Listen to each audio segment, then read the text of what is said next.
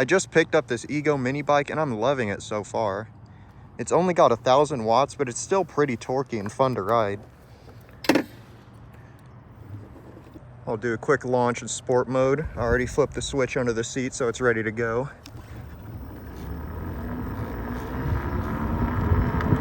There's 20 mile an hour, so it gets moving. One of the best parts about this bike are definitely the brakes. I can instantly lock the rear tire with the rear brake, or I can do a stoppie with the front brake, all with just one finger, which is awesome. The one thing I don't like about it is the tires. The knobs are so big that it vibrates so hard when you're riding down the road, so I'm definitely gonna put some street tires on it. Let me try some wheelies. Oh, almost.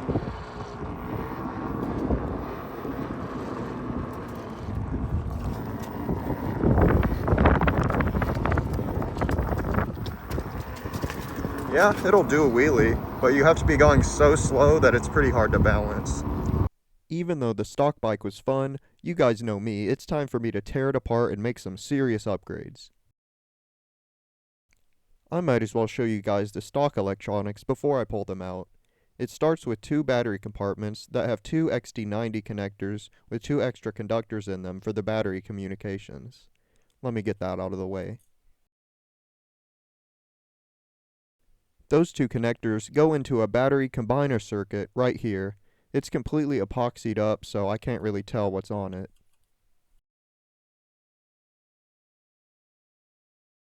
Next to that, we have a bunch of waterproof connectors that go up to the handlebars for the headlight and the controls. Coming out of the battery combiner, we have the main power wires. They go up towards the controller under the seat, and the positive goes through this little fuse.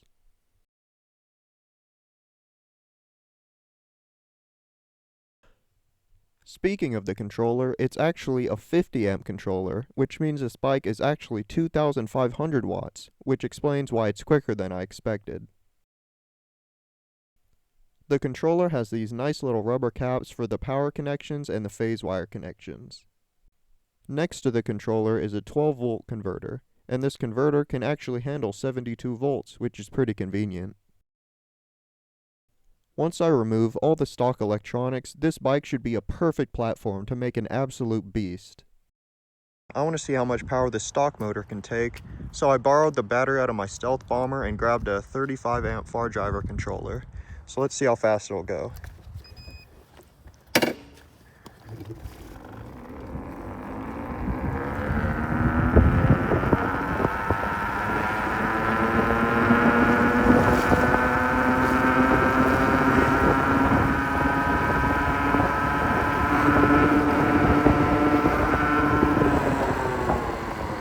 That felt like well over 30 miles an hour, but I'll have to check the speedometer to be sure. If the stock controller is doing 50 amps, then this controller should be just about the same amount of power, but higher voltage, so it should have the same torque and higher top speed. And that tracks pretty well. It seems like it has about the same torque, but it keeps pulling past 30.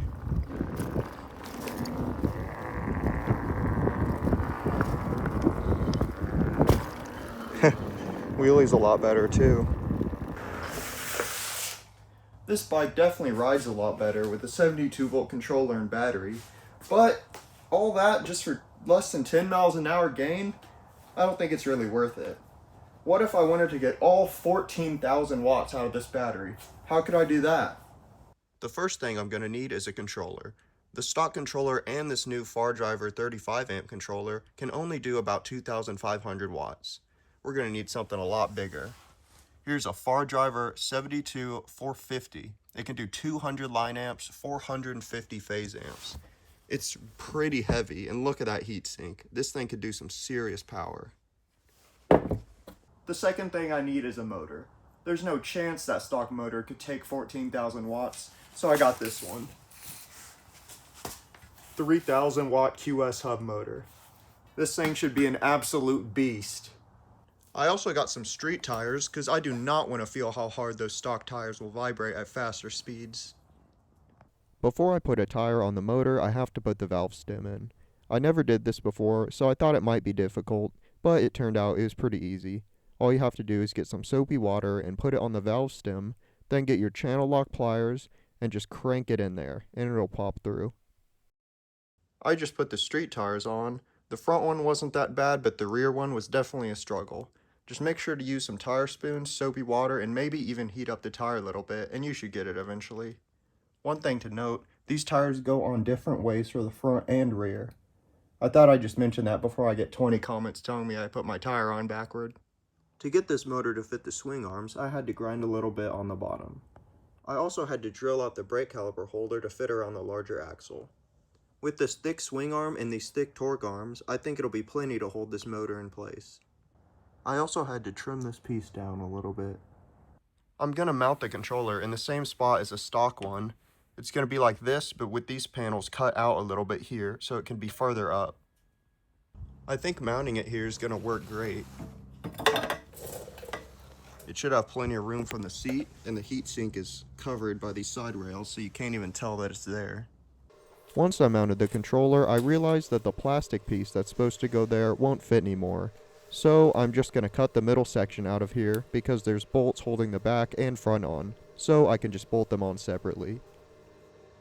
I think this turned out really good.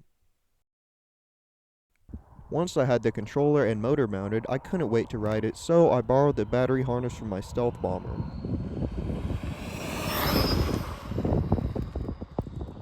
After riding the bike for a while, I realized I really need a display to see my speed, so I got this DKD display. It's one of the cheaper options, only about 60 bucks, but there's a problem. This key is really in the way.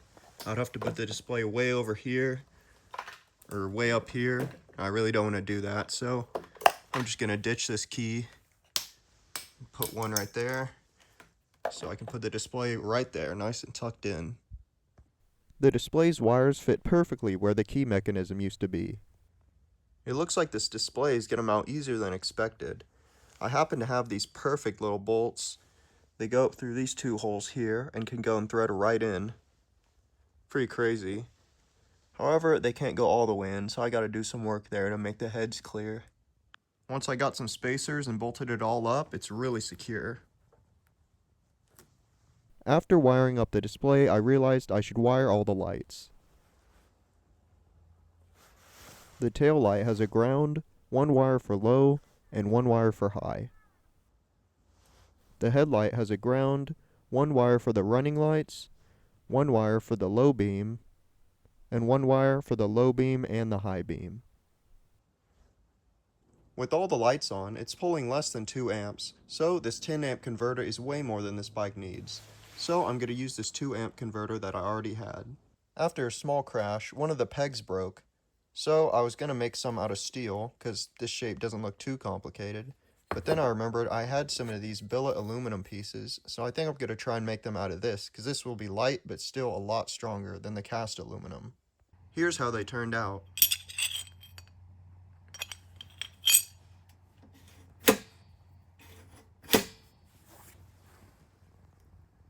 At this point, I've only ridden the bike around in its unfinished state, and I already really liked it, so I knew I wanted to make a massive battery for it, since the 18 amp hour Stealth Bomber battery just didn't have enough range. So I picked up 7 of my favorite 70 parallel 18650 packs from Battery Hookup.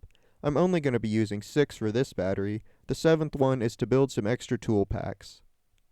While I had them arranged like this, I thought about bolting them all together and vaporizing some wires with 700 amps, but I didn't want to risk damaging the cells.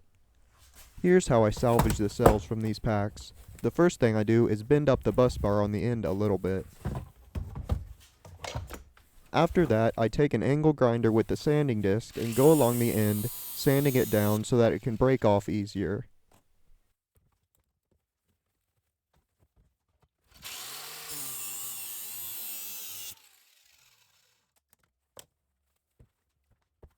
At this point, you need to be careful because these ends you just broke off are super sharp.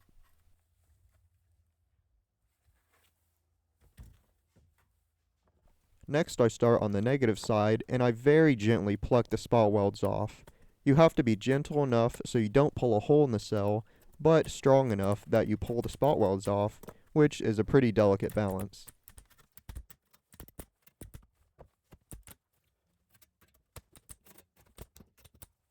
These packs aren't glued together at all, so at this point you want to hold the two sides together so they don't separate.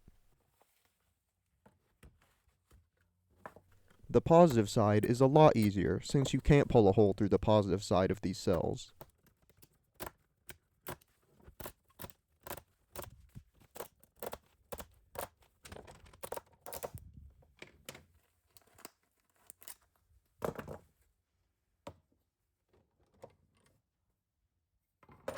It may seem like you're done, but there's one last thing to do. All the cells have these little nubs on them, and I like to go through and grind them off while making sure not to grind anywhere else. Some people say you don't have to do this, but I like to do it. I finished grinding the nubs and checked the voltage of every cell, so they're all good to go. I'm going to need some nickel, my favorite BMS, some QS8 connectors, and some wire. Sadly, I can't use these spacers that they came with because they're slightly too far apart, so the nickel wouldn't reach. So, I'm going to need a bunch of spacers. I first assembled the spacers into 20 parallel sections. After that, I put the cells into the spacers. At this point, you can see how massive this battery is. After that, I cut out some plastic sheets to protect the two ends of the battery and separate the two halves.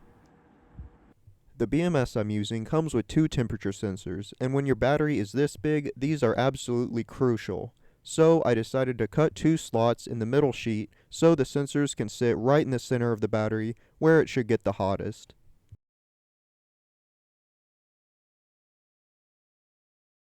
After that, I began the long task of spot welding all the nickel on. However, I ran into a bit of a problem. Since this pack is so long, when I was putting the nickel on, it started going off course. I corrected this by cutting this little slot here, so I could bend it and get it back on course. This little cut here doesn't really matter, because all the current is flowing in the series, which goes this direction, and only a little bit of current is going in the parallel direction. After that, I soldered some nickel strip to some copper wire for the positive end of the battery. The copper wire starts at the top of the battery and goes all the way down to the bottom, and then turns around and goes back to the top. This is important so all the cells will drain evenly, because it has to be the opposite of the negative side. I'm getting ready to weld the main negative side on, and this 0.2mm nickel is giving me some trouble. If I have the power too low, it won't give a good weld, and if I have it too high, it'll blow a hole in these test cells that I'm using. So I decided I'm going to have to cut a slit in it like this. This is the only way I've been able to get good, consistent spot welds. After cutting all the slits in the nickel for the negative side, I spot welded it on.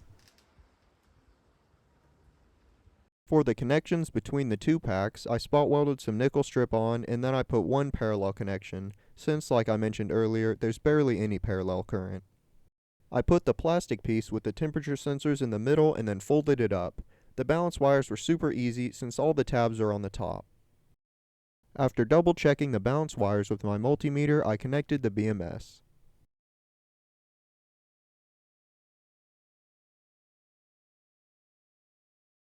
While I was putting on the last layer of fish paper, I realized I should put a plastic piece on the bottom to help distribute the weight, since this battery is pretty heavy.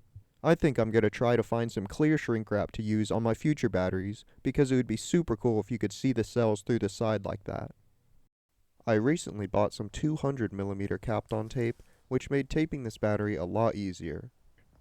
I used a QS8 anti-spark connector for discharging and an XT90 connector that already had wires on it for charging. At this point I realized it was going to be impossible to pull the battery out of the bike, so I cut up a ratchet strap and made this custom handle.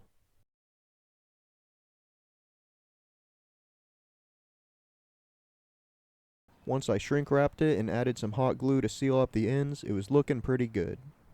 Before I started assembling the bike, I decided to get rid of all the green parts of the bike, starting with the battery lid. I first grinded off the words, and then I sanded it down so the paint would stick to it better. After that, I painted the green strip on the front wheel. I also took the rear shock off, sanded the green spring, and then painted it. To mount this massive battery, I first cut the stock battery bracket off. I then took some pieces of steel, bent them to shape, and welded them on. I then cut some angled aluminum pieces out and bolted them to the sides like this to stop the battery from falling out each side. After finishing up the welds, painting it all, and putting the aluminum pieces on, I think it turned out really good. There's also going to be some foam on these pieces to really cushion the battery. To connect the battery to the controller, I made this little harness.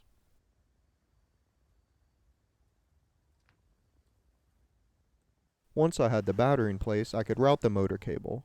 I also wrapped the motor cable with electrical tape to not have this big orange cable in the back.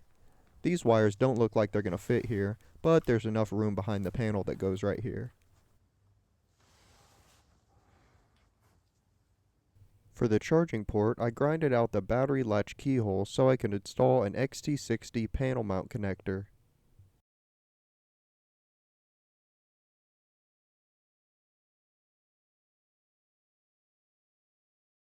For the battery lid, I cut out just what I needed from the stock battery compartment.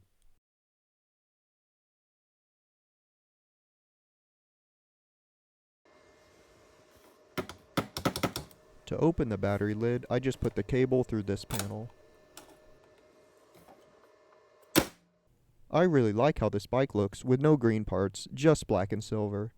This bike is just so good to ride now. Originally, when I had the Stealth Bomber battery pack in it and I had none of the side panels on, so it was a lot lighter, it was really rowdy to ride. It was constantly wheeling, and it was pretty fun, but I like it a lot better like this. From a stop with an almost full battery, you can go full power and just lean forward a little bit and it won't wheelie.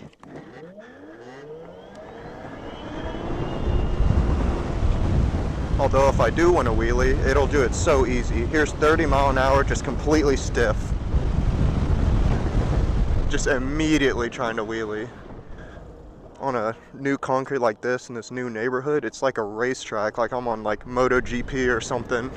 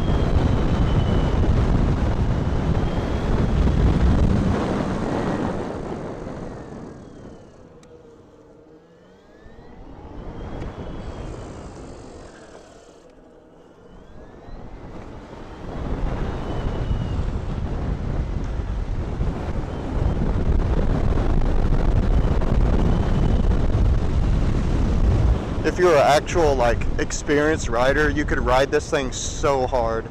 I'm not leaning it nearly as much as you could with these nice Michelin tires on it. And you really can't feel the weight of this huge battery. I thought it might be bottoming out the front suspension, but it handles it totally fine. And the capacity is pretty crazy. I started this ride at 83 volts. I rode across town. I did a bunch of top speed runs. I just rode around here as you guys saw. And we're only at barely into the 70s, 79.7. So you could really ride for a long time on this. Another great thing about having such a big battery is how much regen you can use.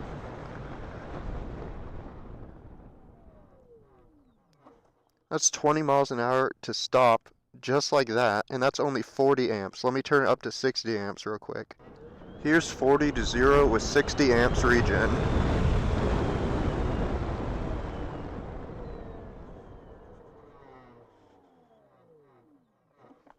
That's crazy. You could do only regen and never change your brake pads if you wanted to.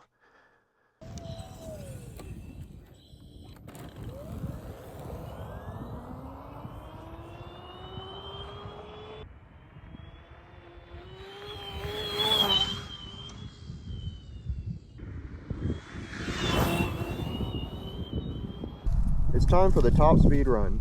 I won't be able to go from 0 to top speed at full power because this BMS only gives you 10 seconds of 200 amps. So I'm just gonna try it, see what happens. It's probably gonna cut out.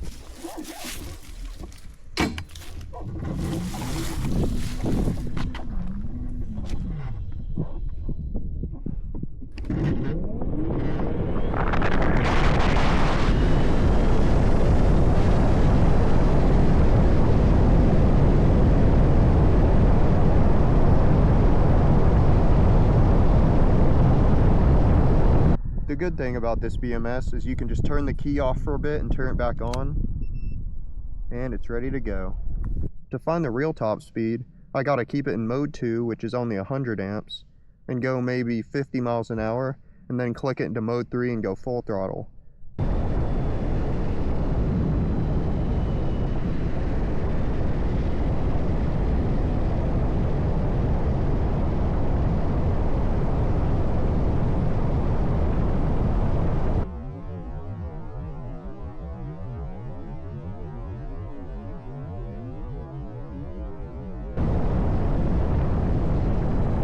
It's the first day in a while that it's not freezing, so it's time for a range test. I wanted to wait for better weather because I think the battery may overheat, but we'll see. I have a pretty full battery and 208 miles on the dash. For the range test, I came to a country road where I can go super far before turning around, and I'm just going to put the bike in mode 1, 2,500 watts, and go full throttle until it stops. I just got back from the range test. I managed to drive 60 miles before the controller only was pulling 15 amps and the bike was going really slow. The battery also only heated up to 80 degrees, which is less than I thought it would. One thing this bike is great at is doing huge burnouts.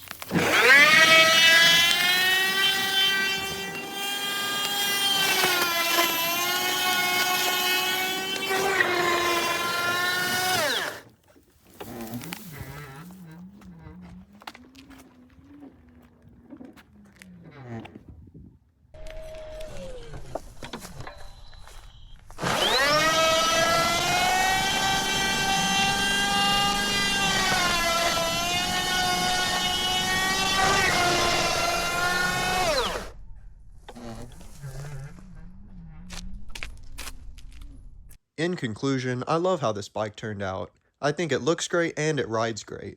It's also awesome that I was able to build it for a couple $100s less than buying a new one of these bikes would cost. Anyways, thanks for watching.